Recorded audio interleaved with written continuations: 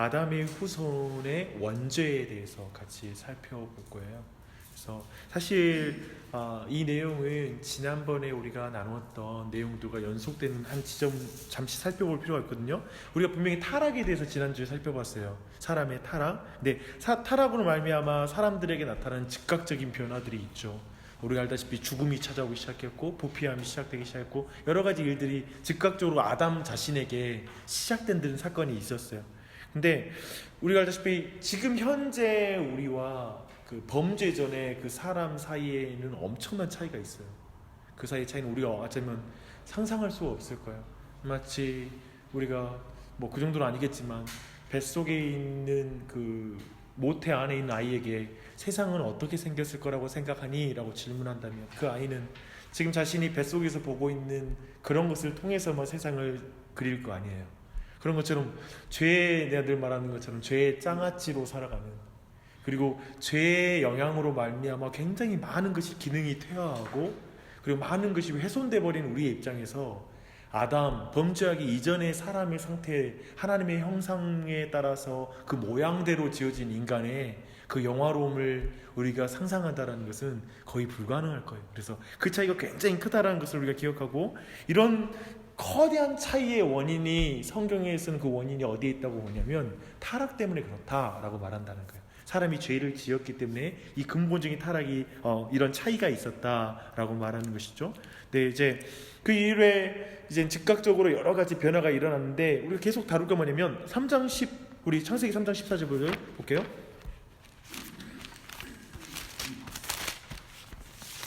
창세기 3장 14, 15절. 지난주에는 그 아담과 하와 안에 있었던 변화를 봤어요. 근데 좀 더 우리가 볼 거 뭐냐면 뱀에게 일어난 어떤 선포된 저주들도 있어요. 창세기 14, 15절. 여호와 하나님이 뱀에게 이르시되 내가 이렇게 하였으니 내가 모든 가축과 들의 모든 짐승보다 더욱 저주를 받아 배로 다니고 살아있는 동안 흙을 먹을지니라. 내가 너로 여자와 원수가 되게 하고 내 후손도 여자의 후손과 원수가 되게 하리니 여자의 후손은 내 머리를 상하게 할 것이요 너는 그의 발꿈치를 상하게 할 것이니라 하시고. 그렇죠? 그래서 뱀에게 선포된 저주이죠. 그는 아마도 우리가 늘 말하는 것처럼 처음에는 그가 발을 가지고 있었을 것이다 라고 말하기도 하고, 그래서 어느 순간 발이 제거된 형태로 타락 이후에 그가 기어다니게 되었을 것이다 라고 보기도 하죠. 이런 여러 가지가 있어요. 근데 이거 외에도 여자의 경우에도 추가되는 저주가 있거든요.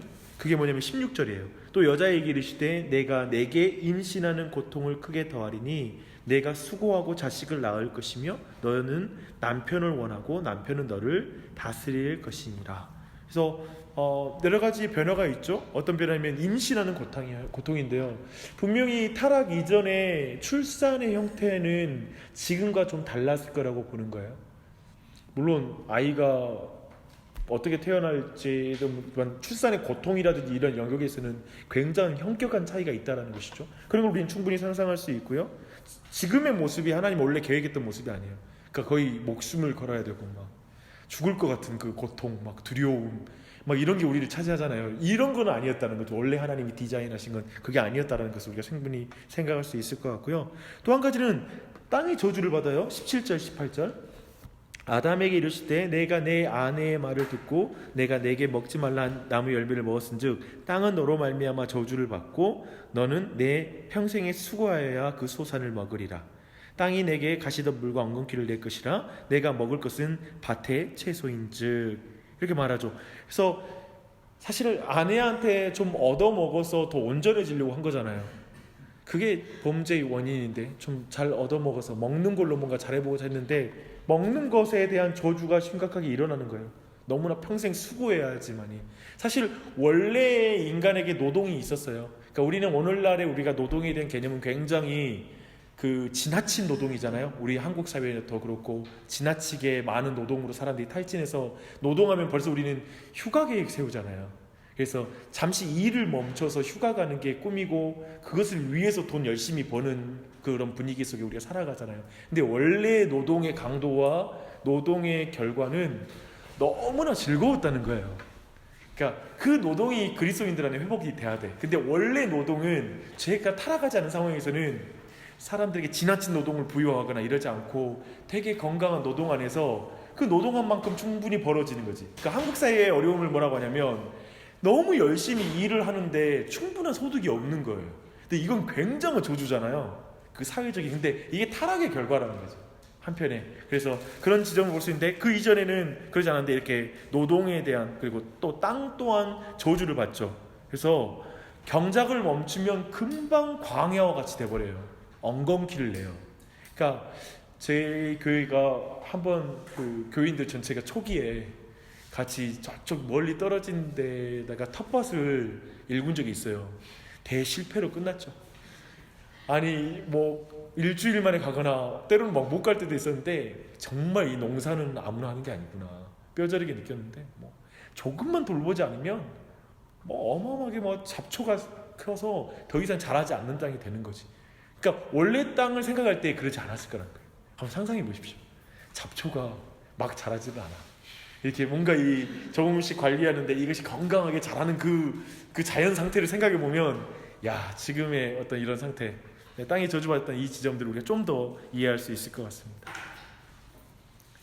이런 지점들 특별히 오늘 또 우리 자매 지나친 야근으로 고통을 받고 있는데 원래 그러지 않았다라는 걸 이 타락의 결과라는 사실을 기억하고 힘내길 바랍니다. 근데 생각해보면 그 로마서 8장 20절 말씀에 이 말씀이 있어요. 피조물이 허무한데 굴복하는 것은 자기 뜻이 아니다. 오직 굴복하게 하시는 이로 말미암음이라 라고 말하고 있어요. 사실 이 피조물 또한도 인간의 죄로 말미암아 지금 이렇게 되어진 측면이 있다는 것이죠. 그래서 잘 생각해보면 새하늘과 새 땅 말하잖아요. 새하늘과 새 땅 가면 이제 그 땅에서는 죄의 영향을 받지 않는 자연의 상태거든요. 근데 그 상태는 회복이죠. 정말 아름답게 회복될 거예요. 기대하게요. 그 땅에서의 아름다운 노동을. 야근 없어. 야근 없어요.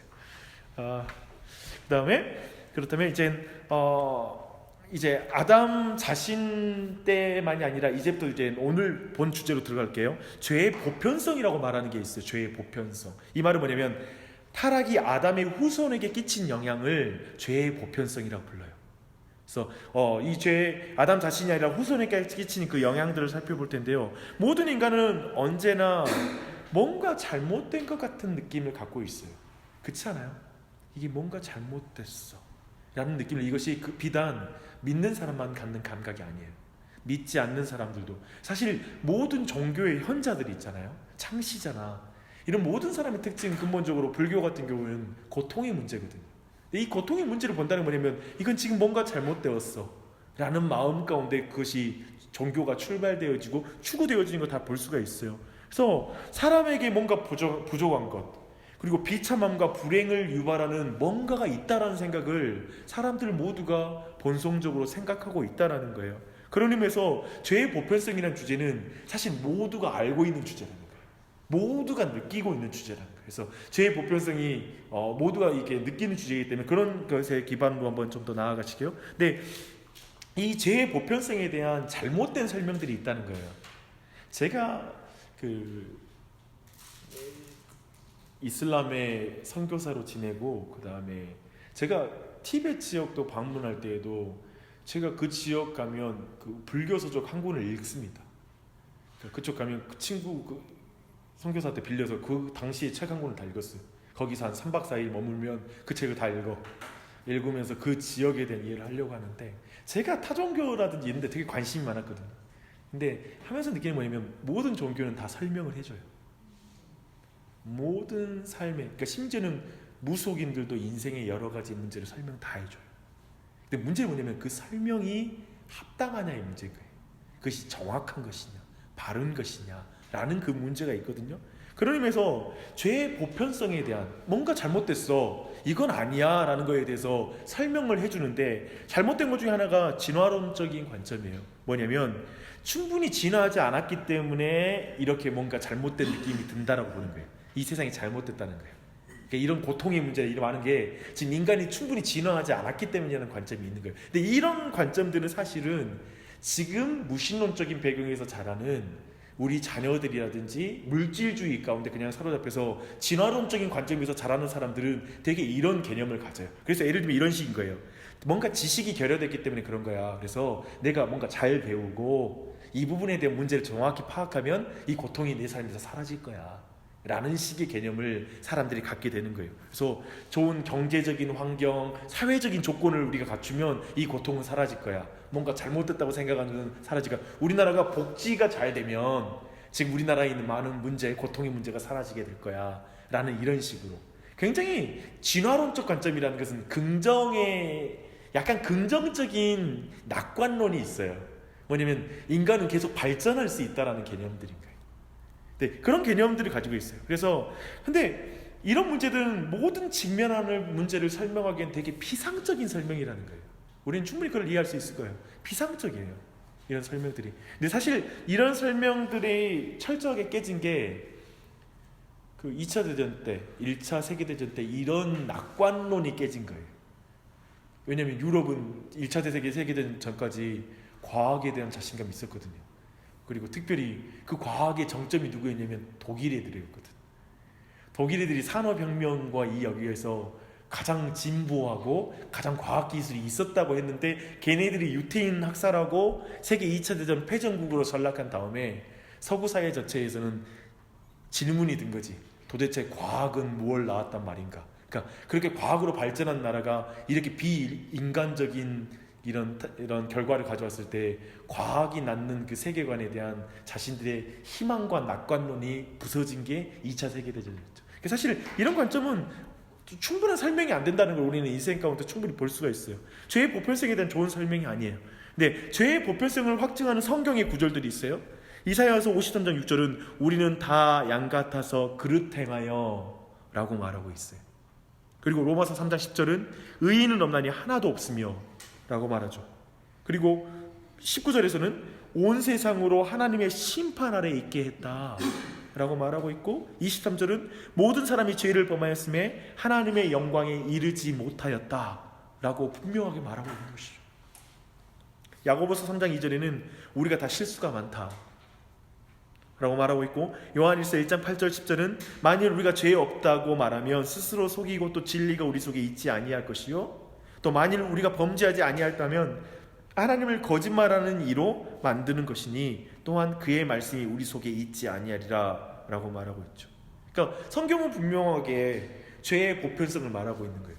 모든 사람이 이 죄 가운데 있다라는 걸 말하고 있는 것이죠. 그래서 성경의 진술을 종합해 보면 온 세상이 죄를 범했다는 거예요.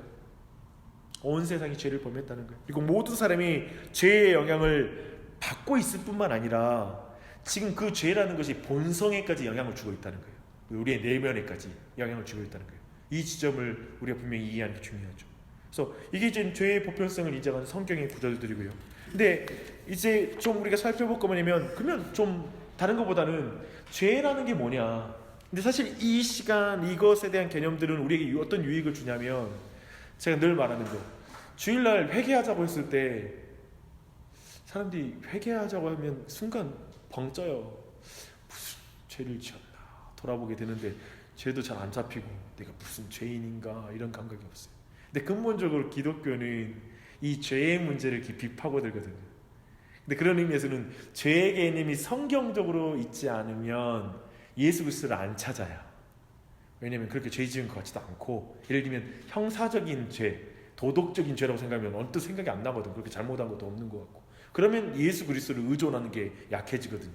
왜냐하면 내 자신이 어느 정도 깨끗하니까 예수님 의지할 필요가 없죠. 그런 개념에서는 죄가 무엇인지에 대한 정확한 성경적 개념을 저는 끊임없이 이것을 배우는데도 저도 되게 이 부분이 우리 안에 체계 있게 죄에 대한 개념이 제 안에 분명하게 자리 잡는 게 쉽지 않아요. 제가 왜 그런가 생각해 봤는데 인간의 본성이 죄를 축소시켜요. 그러니까 우리 본성이 내가 죄인 아니라고 생각하고 싶은 경향이 되게 강해요. 그래서 여하튼 내가 죄를 안 지었다라고 하는 경향으로 해서 내 자신이 이렇게 좀 의로운 것처럼 살려고 하는 게 우리 본성이라서 죄의 개념 아무리 배워보십시오. 이 개념이 이게 계속 우리 마음에 잘 박혀서 작동은 잘 안 돼요. 그래서 좀 한번 보시게요. 차근차근 한번 봐볼게요. 근데 죄란 첫 번째 뭐냐면 특별한 종류의 악이라는 거예요. 이것은 예를 들면 도덕적 윤리적 악의 개념, 우리가 일반적으로 알고 있는 죄에 대한 개념일 수 있어요. 그런 개념들이에요. 근데 우리가 그 의미를 본다면 우리가 일반적으로 그 자주 들었던 죄에 대한 그 원어가 뭐죠? 하마르티아, 막 이런 말 우리 아마 교회 다니면서 한 번쯤은 들어봤을 거예요. 뭐냐면 관역을 맞추지 못하다, 올바른 길에서 벗어나다 라는 이런 의미를 가지고 있죠. 그래서 화살 쏠 때 옆으로 빗나가는 거 막 이렇게 말하잖아요. 그래서 원래 하나님이 가지신 목적, 거기서 벗어나는 것, 그것이 죄다라고 말하기도 하고, 다른 원어에서는 고결하지 못함, 참되고 온전하지 못함, 정직하지 않음, 정해진 길에서 떠남도 있고요. 또 죄에 대한 개념을 반란과 반역이라고 말하는 표현들이 있어요. 그 아담과 하와가 하나님 나라인 에덴 동산에서 동산 중앙 나무 열매를 따먹는 건 반란이에요. 반역이에요. 근데 저는 이 개념이 풍성하면 때로는 내 죄를 정확히 볼 때가 있어요. 뭐냐면 내가 하나님께 반역하였습니다 라는 표현하고, 때로는 그냥 내가 하나님께 좀 잘못했네요 라는 거하고 또 차이가 있어요. 그러니까 이런 반역이라는 이 표현들도 우리에게 매우 유용한 것입니다. 우리 자신을 적법한 권위에 종속시키기를 거부하는 것. 그래서 예를 들면 그것은 분명히 율법을 적극적으로 거부하는 것들 있잖아요. 그런 모든 것 또한도 이 범죄 가운데 죄의 개념이죠. 그리고 죄는 죄책이라는 것도 다 죄의 개념이에요. 죄책은 죄와 동일한 개념이에요. 그렇게 볼 수 있고요. 그리고 배신의 죄를 짓는 것, 그리고 헛됨, 공모하고 무익한, 그래서 헛된 행실이라고 죄를 말하기도 해요. 헛된 행실, 그리고 비틀리고 그리고 왜곡되는 것, 이런 것을 죄라고 이렇게 개념을 가지고 있습니다. 쭉 살펴보는데 그런가 보다 라는 정의인 것 같고요. 우리에겐 이런 내용이 지금 와닿지 않을 수 있죠. 근데 좀 더 아래로 가볼게요. 또 한 가지 죄의 개념 뭐냐면 절대적인 죄의 개념들이 있어요. 뭐냐면 성경에서는 언제나 선과 악의 완전한 대립을 보여줘요. 절대적이에요. 그래서 성경에는 회색지대는 없어요. 그래서 이 부분에 대해서 아리스토텔레스가 이런 말을 했어요. 두 극단 사이에 중간은 없다라는 표현이에요. 두 극단 사이에 중간은 없다. 근데 예를 들면 이 부분을 왜 말하냐면 우리는 자꾸 악에서 선으로 증진될 것이라는 세계 관점이 있어요.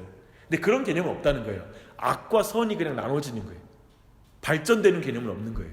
둘 중에 하나가 있을 뿐이에요. 그래서 빛과 어두움, 선과 악, 하나님과 벨리알 사이에, 즉 그 사단 사이에 어떠한 사귐도 없어요.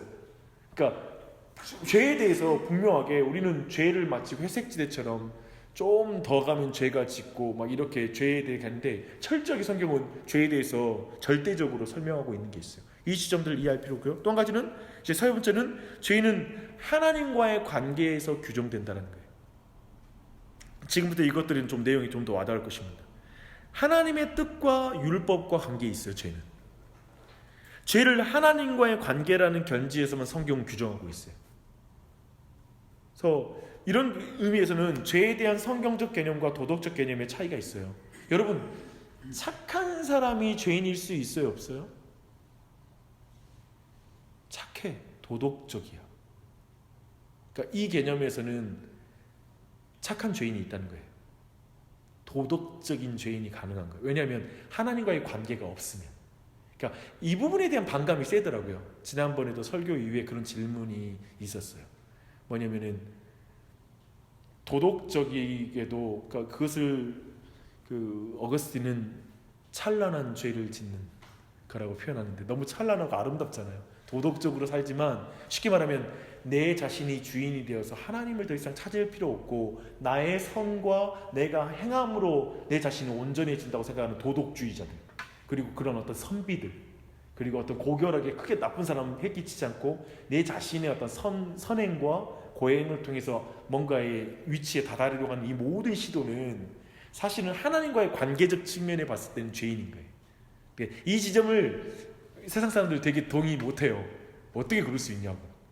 왜냐하면 사람들은 착하게 살면 구원해 줄 거라고 생각하거든요. 하나님께서 착하게 살면 우리도 다 구원해 줄 거라는 인식을 갖거든요. 아니, 하나님과의 관계가 없으면 그것은 죄인 거예요. 철저히 성경에서 말하는 건 하나님과의 관계 가운데 죄를 규정하고 있다는 거예요. 이 점 그래서 굉장히 중요한 거죠. 그래서 죄를 죄로 만드는 것은 하나님과의 잘못된 관계라는 거. 그래서 죄는 하나님을 사랑하지 않고 하나님의 영광과 하나님께 영예를 돌리지 않는 것, 영광을 돌리는 것, 이게 죄예요. 그래서 사실은 주일날에 예를 들면 우리가 그 죄를 회개할 때 여러 가지로 첫 번째 아까 말했던 도덕적 윤리적 그 악의 개념에서 빗나간 행위들 여러 가지가 생각날 수 있잖아요. 그런 것도 있겠지만 근본적으로 내가 정말 하나님과의 관계 안에 있나? 내 안에 지금 하나님께 영광 돌리는 마음이 있나?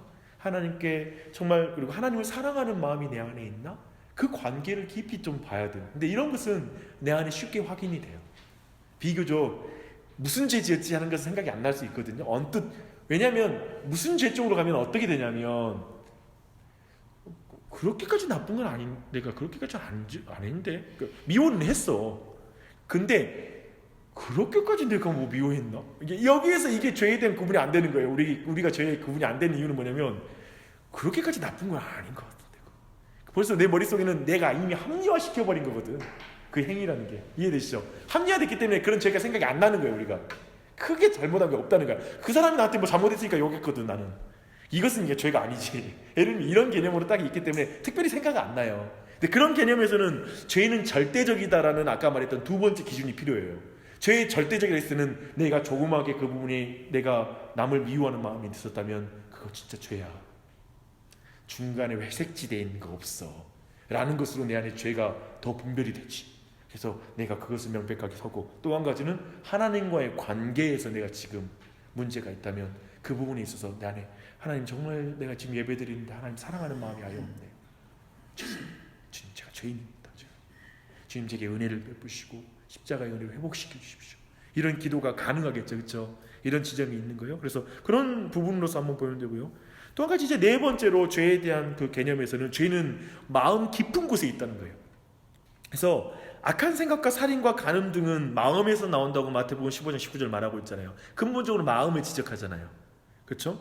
근데 쉽게 말하면 마음은, 성경에서 마음은 뭐냐면 인격의, 하나의 인격의 그 가운데 깊은 곳에 그 자리에 있는 거예요. 그래서 마음은 하나의 인격의 중심에 있어요. 기저에 있어요. 깊은 곳에. 근데 그 근원에 죄가 있다는 거예요. 참, 그렇죠. 그러니까 거기서 그냥 다 나오는 거지. 그러니까 말과 행동과 이런 게 그 안에서, 그러니까 마음을 지킬 만한 것보다 내 마음을 지키라고 말하잖아요. 할 때 그 마음에 죄가 들어와 있기 때문에, 죄의 성향이 있기 때문에 그런 부분을 우리에게 말하고 있는 것이죠. 그래서 그런 지점보다 이런 것이 중요한 건 뭐냐면 되게 피상적인 회개를 극복하게 해주는 거예요. 되게 언뜻 생각할 때도 계속 그래요. 우리는 아까 말했던 대로 무슨 잘못했지? 라는 식으로 들어가면 피상적으로 내가 내 죄를 지금 묵상하는 거거든. 나 크게 뭐 잘못한 거 없는데? 라는 마음. 근데 근본적으로 내 마음으로 들어가면 내 마음의 문제는 다른 것이죠. 그런 지점들 같이 볼 수 있는 거예요.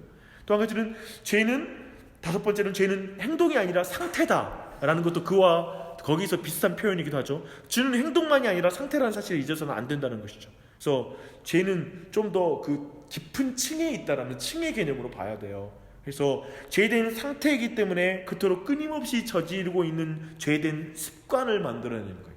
순서 보세요. 죄된 상태에 있으니까 죄된 습관이 만들어지고요. 죄된 습관을 지닌 피조물이라는 이유 때문에 죄의 행실이나 특정한 행동을 탐닉하는 거예요. 계속 그래요. 이 패턴이 잘 봐요. 그래서 사실 제가 보는 건 뭐냐면 회개할 때, 그리고 내가 죄를 짓는 것을 보면 이 패턴이 그대로 있어요. 그래서 죄와의 싸움이라는 존 오웬이라는 분이 죄의 죽임의 교리라는 그런 책을 쓰세요. 이게 이제 청교도 쪽인데요. 청교도는 어떤 식으로 하는 줄 아세요? 우리가 청교도 그러면은 뭐 여러 가지 여러분이 가지고 있는 뭐 주홍구 씨나 뭐 여러 가지 그런 청교도 시대를 여러분이 상상할 텐데요. 사실 청교도는 무시할 수 있는 그런 약간의 그 고리타분한 율법주의다라고 생각하실 필요는 없어요. 되게 그들은 성경대로 바르게 경건하게 살고 싶어서 한 시대에 몸부림친 거예요. 그러니까 쉽게 말하면 여러분들은 그런 시대를 한 번도 살아본 적이 없어요. 청교도 시대를. 저 유럽에는, 그리고 영국 땅에서는 진짜로 한 마을 아니면 막 이런 단위에서 성경대로 살겠다고 사람들이 전부 다 막 몸부림치는 시대가 있었던 거예요. 상상이 돼요? 우리는 교회 와서도 그렇게 찾기 힘들잖아요, 쉽게 말하면. 근데 한 나라 아니 한 지역의 사람들, 마을 사람들 막 그렇게 막 몸부림쳤으니까. 근데 그때 존 오웬이라는 그 위대한 신학자가 쉽게 말하면 죄의 문제 때문에 고민하면서 그 죄의 문제를 깊이 파헤쳐서 심리적으로 그걸 하나하나 막 써나가는 거예요. 그런 의미에서 마치 이런 거 있잖아요. 지금 내가 늘 이거 자주 비유쓰지만 우리가 지금도 바흐 음악과 그리고 이런 것을 좋아하는 거냐면 파퓰러 음악이잖아요. 지금은 팝이잖아요.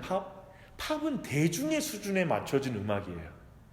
그래서 계속 지금 시대를 살아가는 사람들이 늘 갈구하는 건 한 시대 때는 예술가들이 예술적인 재능을 극대화시켰던 시대가 있었거든. 바흐 시대 그리고 모차르트의 시대는 예술가 팝이 아니라 최고의 그 경지에 이른 사람들에게 초점을 맞춰서 음악과 그 재능을 표출했거든.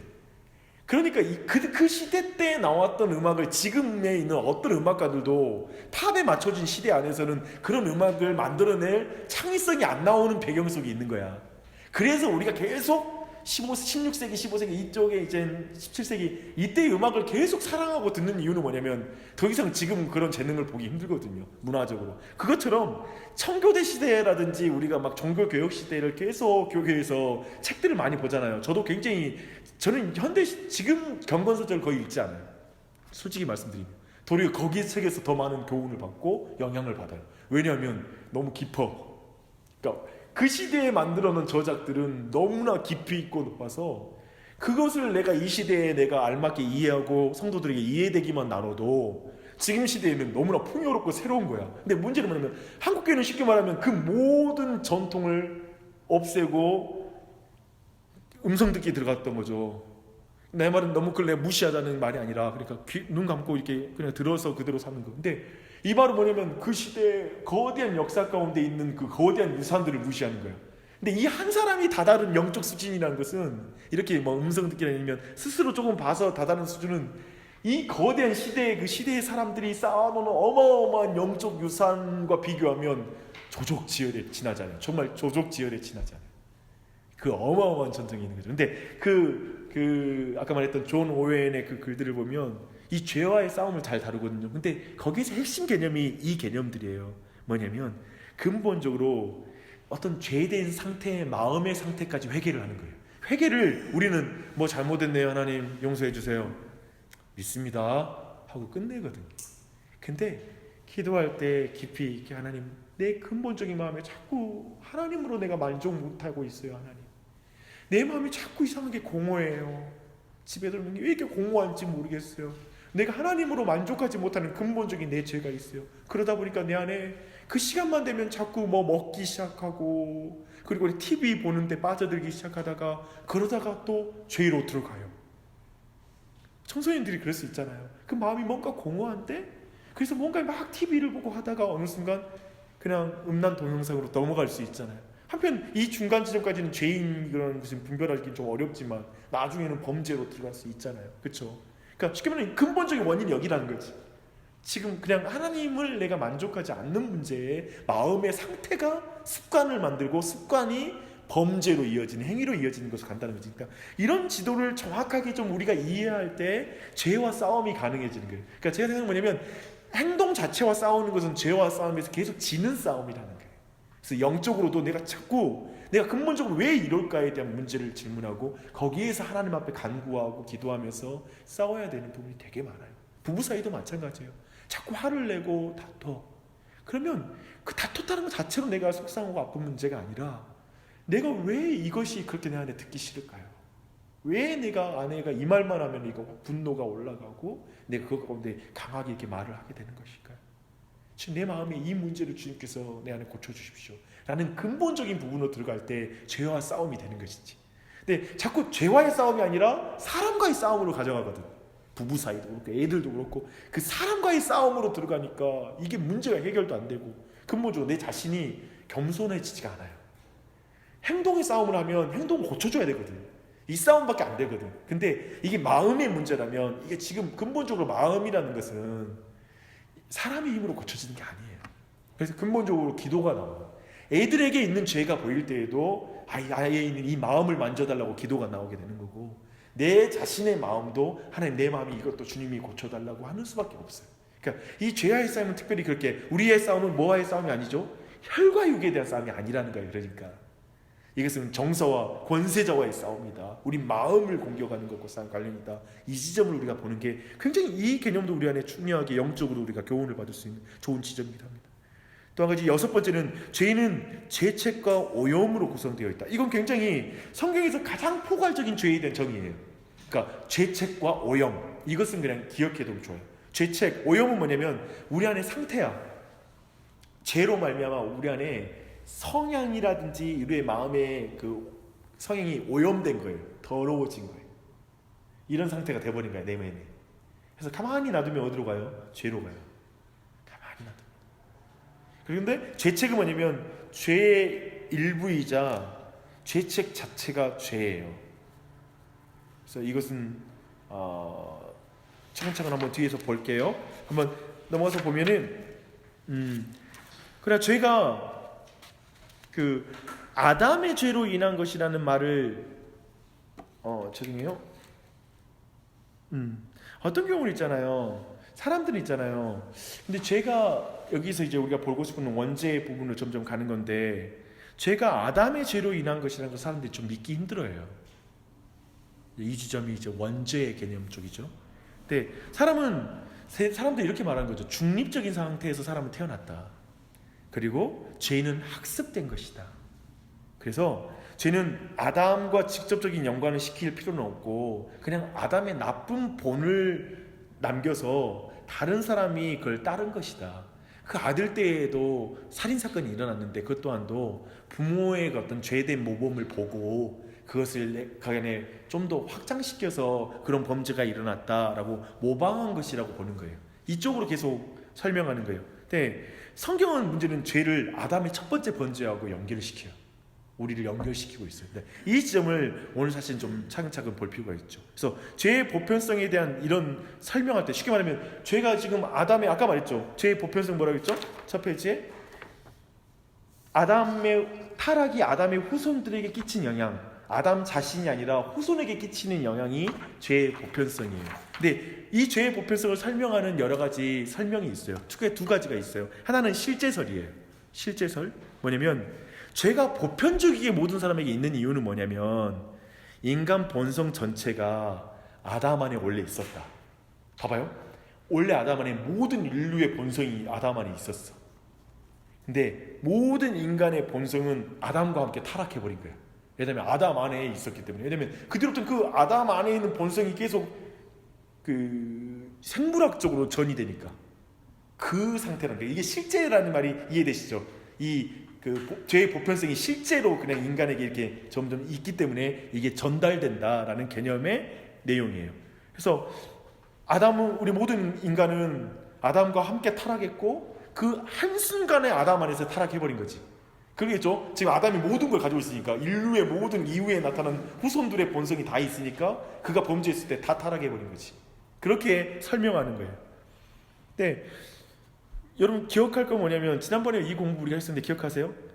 영혼의 특성 공부할 때 그러니까 사람 안에 영혼이 있잖아요. 근데 그 영혼이 부모에게서 자식으로 전달되는가, 즉 부모에게 아이의 영혼이 있어. 그래서 생물학적으로 아이에게 전달되는 것인가, 아니면 하나하나의 영혼이 하나님이 만드시는 것인가, 이게 창조해서 주시는 것인가. 그래서 아기가 우리 안에 잉태될 때 부모에게 있는 영혼이 이렇게 전달되는 것인가, 하나님이 그때 이제 우리 안에 수정될 때라는 어느 순간에 영혼이 우리에게 들어와서 선물로 주시는 것인가, 이런 거에 대한 설명했던 거 기억나죠? 그렇다면 지금 그 실제에서는 뭐예요? 물려받는 거라는 거지. 물려받는 거라는 거지. 그런 것과 관련이 또 있어요. 이게 그래서 물려받는 거라는 거예요. 근데 이것에 대한 근거 구절이 있어요. 히브리서 7장 9절 10절 가보세요. 이거에 대한 근거라고 말할 수 있는 구절이 있어요.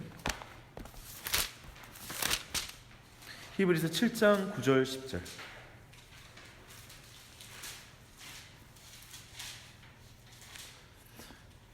함께 같이 읽을게요. 시작. 또한 10분의 1을 받는 레위도 아브라함으로 말미암아 10분의 1을 바쳤다고 할 수 있나니 이는 멜기세덱이 아브라함을 만났을 때 레위는 이미 자기 조상의 허리에 있었습니다. 봐봐요. 지금 레위가 안 태어났을 때, 레위가 없을 때 아버지가 아브라함이 멜기세덱에게 11조를 바치는 장면 있잖아요. 근데 그걸 설명할 때 지금 레위가 아버지 허리에 있다, 허리에 있었다, 이미 그 안에 존재하고 있었다라는 거지. 그래서 그때 11절 줄 때 같이 드렸다 라는 그 표현을 지금 쓰고 있는 거예요. 그런 의미에서 이것은 지금 정확하게 실제서를 말하는 거잖아요.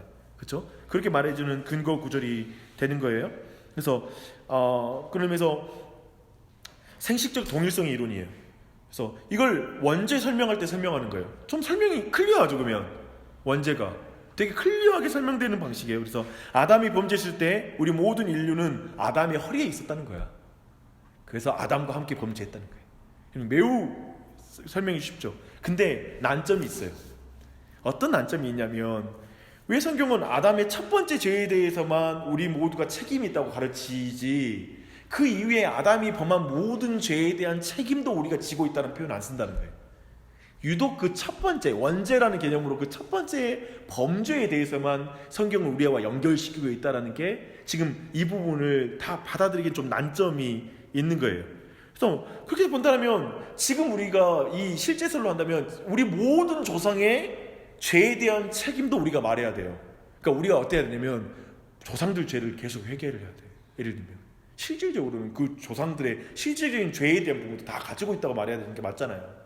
그 실제설이면은 그 지점에 대한 난점을 가지고 있다는 거예요. 더요, 주 예수 그리스도의 인격의 문제를 일으킬 수 있다는 거예요. 뭐냐면 예수님이 지금 누구에게 오죠? 생물학적인 것으로는 지금 마리아를 통해서 왔잖아요.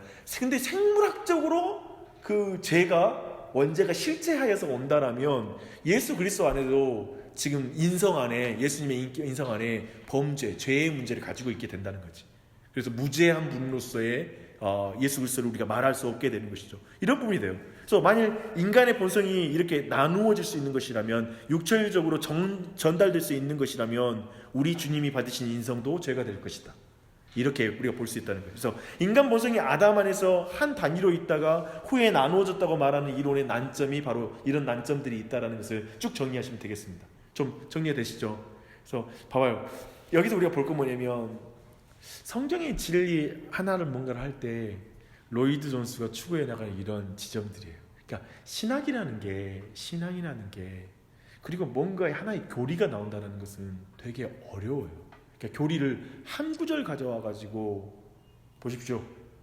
이거 성경에도 말하고 있으니까 성경 전체가 문제가 있겠네요. 우리 형제님 아까 질문해 주셨는데 사실 내가 다음 주에 더욱더 설명해 드릴게요. 근데 어느 한 구절을 딱 떼어와 가지고, 우리가 예를 들면 한 구절을 떼어와 가지고 이거 성경 보라고, 이거 성경 틀린 거 아니냐고. 그러니까 예를 들면 한 구절로 교리를 만드는 게 제일 위험한 거예요. 그렇게 안 만들어요, 성경도. 그러니까 교리라는 주제는 굉장히 신중하고 굉장히 친밀하게 많은 것을 본다는 사실을 기억하면, 도리 우리가 신앙생활 할 때 어설프게 뭐도 한번 이렇게 기도하다가 갑자기 들었던 음성, 아니면 뭐 한 구절 성경 펴다가 한 구절이 와닿은 것으로 내 신앙을 세우려고 하는 게 도리 되게 위험한 거예요. 이해되시죠? 그것은 어떤 우리 안에 계속 해석과 문맥 안에 봐야 되고 전체 성경과의 조화를 보고 판단해야 되는 것이 있죠. 그런 것을 도리어 생각하면 좋을 것 같아요. 한 가지 이왕이 나온 말이니까 제가 더하여 말씀을 드리면, 제가 보는 은혜를 받았다, 말씀 중심의 신앙생활이란 건 저희가 약간의 그 큐티할 때 그날 오늘의 말씀 한 구절 받는 개념의 그 말씀 중심의 삶이 아니에요. 사실 그게 아니라 성경 전체에 대한 이해가 지정이 안에 딱 자리가 잡는 거예요.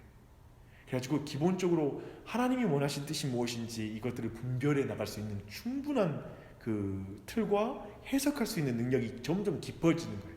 그런 가운데 늘 성령님의 도우심을 의존하면서 내가 말씀으로 살아갈 수 있도록 하는 것이죠. 그렇지? 그런 거 있잖아. 한 말씀인데 오늘 이 말씀 날마다 바뀌는 게 문제지만, 오늘 예를 들면 오늘 먹을 것을 나눠주라고 하시네. 오늘 누구한테 먹을 것을 나눠줄까? 물론 그렇게 실천하는 것도 너무나 유익하고 아름다운 거예요. 근데 마치 그런 식으로 말씀을 이해할 때 되게 단순하고 피상적이고 전반적이지 못해요. 그런 이해되시죠? 예를 들면 그런 부분들도 우리 안에 좀 각자 한번 생각해 볼 수 있는 하나의 신앙에서의 중요한 틀이라는 것을 좀 말씀드리고 싶습니다. 근데 먼저 우리 실제설 부분 쭉 살펴봤어요. 근데 언약설이라는 게 있어요. 언약설. 이게 이제 두 번째, 이 죄의 보편성을 설명하는 두 번째 이론입니다. 언약설은 뭐냐면 아담이 그냥 자연적으로 생물학적으로 모든 인류의 머리일 뿐만 아니라 하나님이 그와 언약을 맺으시면서 그를 인류의 대표로 인정하셨다. 그러니까 아브라함과 하나님이 언약을 맺으시잖아요. 그래서 동산 중앙의 나무 열매를 먹지 말라는 이 언약을 맺으시잖아요. 근데 이 언약은 아담과만 맺은 언약이 아니라 모든 인류와 맺은 언약이라는 거지. 그래서 그 인류의 대표로서의 그 아담을 말하고 있는 것이죠. 그래서 이렇게 말하는 거예요. 너는 전체 인류의 대표가 될 것이고 나는 너와 언약을 맺겠다. 내가 나의 말한 것을 행하면 너에게 복을 줄 것이고 너는 완전한 성숙에 이를 때까지 자라고 발전하게 될 것이다. 반면 내가 실패하면 그것은 너의 실패일 뿐만 아니라 너에게서 나오는 모든 자와 내가 대표하는 모든 자의 실패가 될 것이다. 이게 원래 아담과 맺은 언약에 포함되는 아담이 가진 대표성이라는 거죠. 그래서 이것을 말하는 거예요. 그래서 예를 들면 이런 것들을 우리가 충분히 이해하는 것은 국회의원들, 그죠? 우리의 어떤 민의로 대표를 뽑아서 올리는 경우, 또 한 국가의 대사들, 그 대사가 어느 나라에서 어떻게 해서 뭐 선전포고를 하거나 막 이런 일이 벌어지면 실제로 전쟁까지 일어나고 어떤 대표성을 뜬 사람들에 의해서 그 대표를 뽑은 사람들이 영향을 받잖아요. 그와 동일한 원리로 설명하고 있다고 보는 거예요. 이게 언약설인 거예요. 언약 개념이라는 거예요. 근데 여기에서의 장점이 있어요. 어떤 장점이 있냐면 첫 번째 죄만 우리에게 전가되는 이유가 무엇인지 아주 명확하게 설명해 주는 거예요. 아까 말했죠. 실제서는 첫 번째 범죄 이후에 다른 모든 범죄 외에 설명을 못 하잖아요. 근데 이것은 첫 번째 범죄만 왜 우리와 관련이 있는지 그걸 명확하게 설명해 주는 거예요. 왜냐하면 첫 언약이 동산 중앙에 있는 나무 열매를 먹지 말라 했으니까 그걸 깨뜨린 영향을 우리가 바로 받는다는 입장에서 그것에 대한 것을 정확하게 설명해 주는 것이죠. 또 한 가지 뭐냐면 아담이 그 지위를 잃게 하는 것은 그 하나의 범죄만으로도 충분했잖아요. 대표로서 그 하나의 범죄만으로. 그런 의미에서 굉장히 그 대표성으로서에도 그 하나의 언약이라는 개념이 지금 분명히 설명되는 것이죠. 근데 여기에서 이제 마지막으로 로이드 존스의 의견이 있어요. 로이드 존스의 의견은 뭘까요? 앞에 우리가 실제설하고 지금 언약설을 봤잖아요. 대표설이라고 말하기도 하고 이 둘 중에 로이드 존스는 뭐라고 볼 것 같아요? 이제까지 성향을 봤을 때. 언약설? 로이드 존스의 성향을 볼 때. 그렇게 다 나누지 않을 것 같아요. 다 나누지는 않을 것 같아요. 로이드 존스 성향은 뭐냐면 맞아요. 히브리서 7장 10절 때문에 생식적 동일성 무시할 수 없겠다고 말해요. 너무 좀 생식적 동일성 사실은 좀 우리한테 좀 그것 좀 엉뚱하다는 생각이 들잖아요. 좀 사실은 첫 번째 의견은 우리에게 좀 저도 그렇게 동의하지는 않거든요.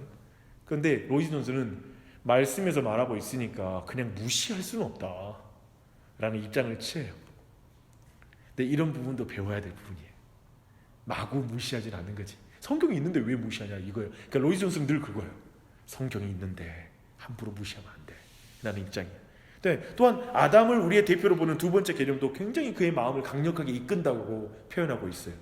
네, 그리고 말해서 마지막에 뭐냐면 둘 다 채택하지 못할 이유가 어디에 있는가 이런 식으로 로이드 존스의 글이 빠져나가요. 근데 전통적으로 우리 개혁교회 그리고 이런 저희 신학교에서도 기본적으로 채택하는 것은 두 번째예요.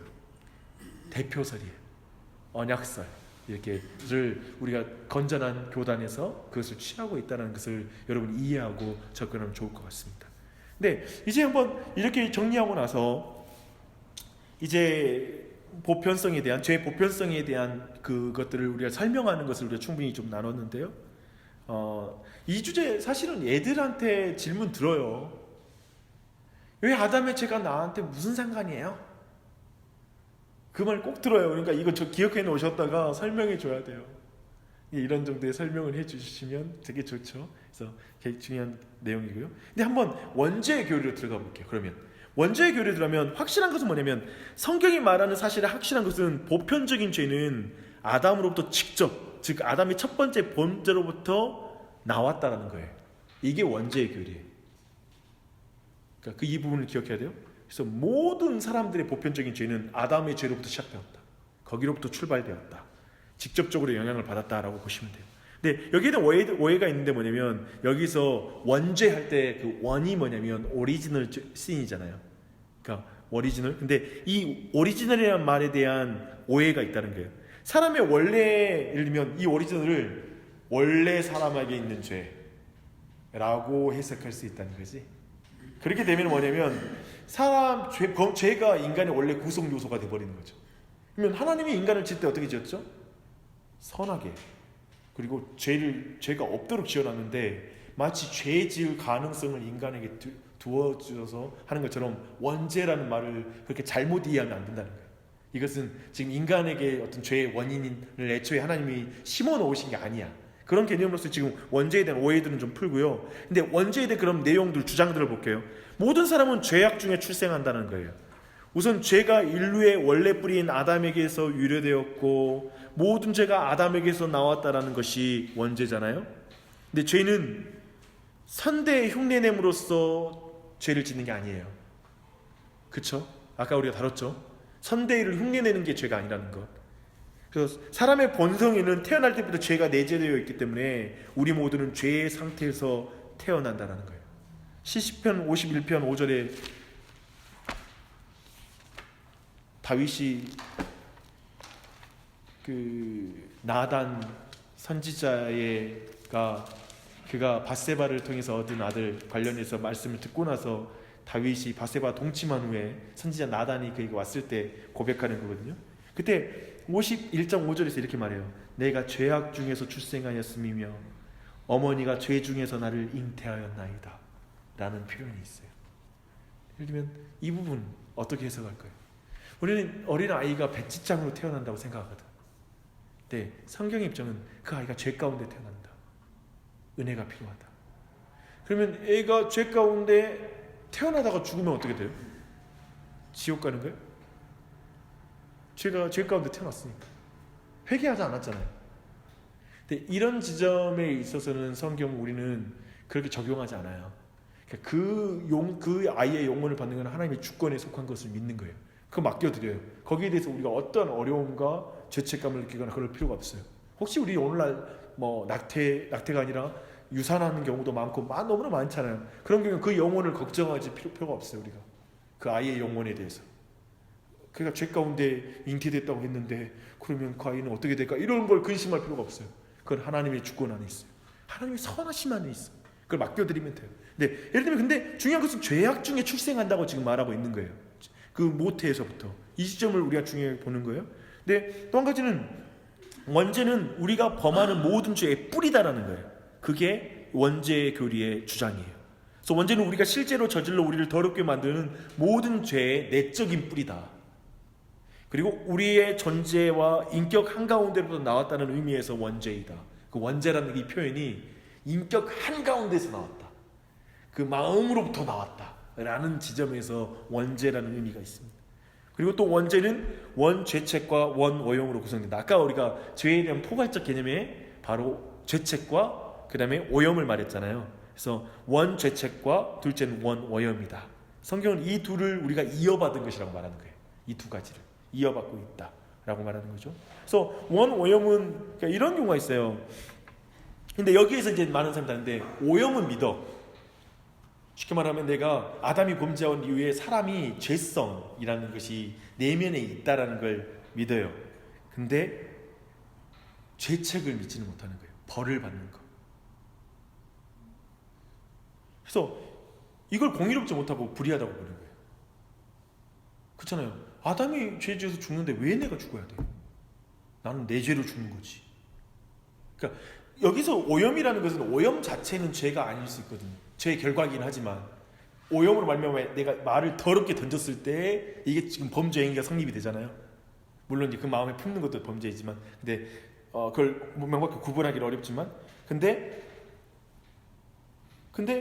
여기서 사람들은 내가 아담의 범죄로 말미암아 내가 벌을 받는다, 죄책이 있다라는 것에 대해서 불만이 있어요. 그리고 하나님은 사랑과 조화를 이룰 수 없다고 생각해요. 그렇잖아요. 하나님 사랑인데 어떻게 아담이 죄지어서 죽는 것을 왜 우리한테 또 그걸 적용해주고 전가되게 해? 라는 것에 대한 불만이 굉장히 커요. 네, 성경은 우리가 율법과 공의의 형벌 아래서 태어났고 우리가 실제로 아담의 범죄에 대해서 책임이 있기 때문에 이러한 처벌을 받아 마땅하다고 말하는 거예요. 어떻게 생각하세요? 마땅합니까? 근데 이것이 사실 대표설과 관련이 돼 있고 아담이 우리의 그 첫 번째 조상으로서. 근데 여기서 이걸 원하거든. 쉽게 말하면 그건 아니고 아담에게 아무튼 학습되었다든지 원래 그 죄의 성향만 가지고 있었는데 실제 우리도 죄인 아닙니까? 솔직히 말하면 그 죄책으로 우리가 죽는 게 아니라 그냥 그 성향만 받았고 내가 그 다음에 죄 짓는 걸로 내가 죽는 거죠. 또 사람이 누구 죄 안 짓습니까? 어차피 다 죽는 것도 그 성향이죠. 이 설명이라는 거예요. 쉽게 말하면 지금 말하는 게 이런 식으로 설명하는데 그게 아니라는 거야. 성경은 아담으로 죄로 말미암아 죽게 되었던 그것이 바로 우리에게도 실제로 적용이 된다고 말한다는 거예요. 네, 그 지점으로 이해하시면 좀 더 명확하시죠. 그래서 사람들은 이 교리를 싫어해요. 왜냐하면 우리에게 무능력, 장애, 심지어 악을 행하는 성향을 가지고 태어나긴 했지만 그것은 죄가 아니라고 사람들은 말해요. 뭔가 행하기 전까지는 죄가 아니라는 거죠. 방금 설명해 드렸죠. 근데 네, 우리는 죄책이 있습니다. 하지만 그것은 우리의 오염된 본성에 대한 죄책입니다. 이 말이 뭐냐면 맞습니다. 나 죄책이 있어요. 내가 벌 받아야 돼요. 근데 내가 오염돼서 내가 범한 죄에 대한 죄책이지 아담의 죄책은 아니에요.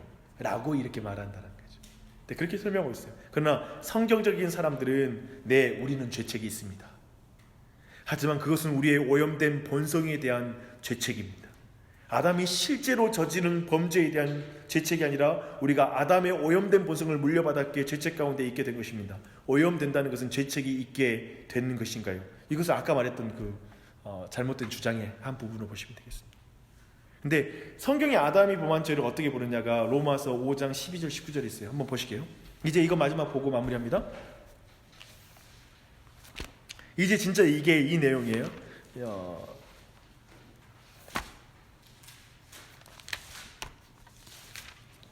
그러니까 그 지난번에 나눴죠. 그 단순히 교리 하나를 받아들이지 않는 문제가 아니라 그것을 받아들이지 않으면 엄청난 뒤에 나오는 그와 연결된 또 다른 진리를 부정해야 돼요.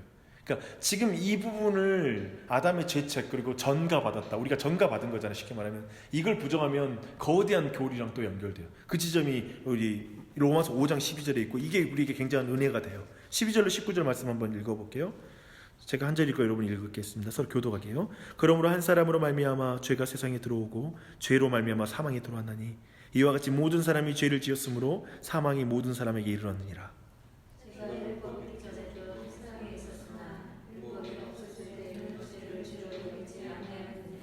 그러나 아담으로부터 모세까지 아담의 범죄와 같은 죄를 짓지 아니한 자들까지도 사망이 왕노릇하였나니 아담은 오실자의 모형이라.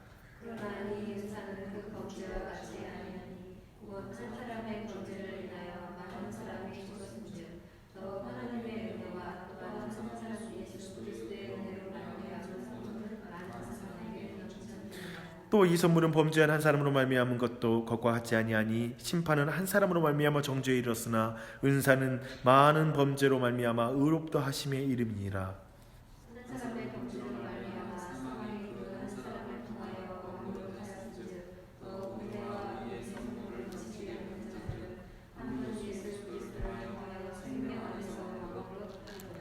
그런즉 한 범죄로 많은 사람이 정죄에 이른 것 같이 한 의로운 행위로 말미암아 많은 사람이 의롭다 하심을 받아 생명에 이르느니라.